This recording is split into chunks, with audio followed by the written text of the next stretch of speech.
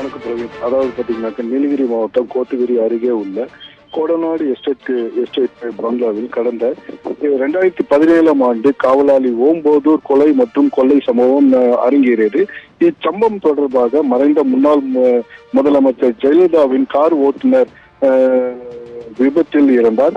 கனகராஜ் உட்பட்ட சயான், வாளையார் மனோஜ் மற்றும் கேரளாவை சேர்ந்த 11 பேர் மீதான வழக்கு பதிவு செய்யப்பட்டது. இந்த வழக்கானது உதகை மாவட்ட அமர்வு நீதிமன்றத்தில் நடைபெற்று வந்தது.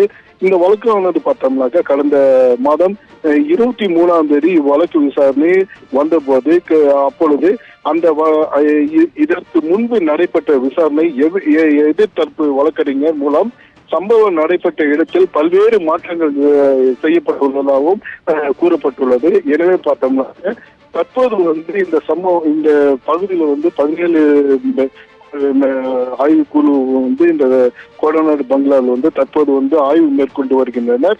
மேலும் அதாவது தடவை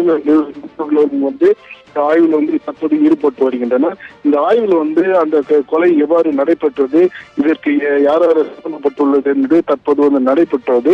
இந்த ஆய்வு முழுமையாக நடைபெற்ற பிறகு இந்த அறிக்கை அறிக்கைப்படும் என்று தெரிவித்துள்ளனர்.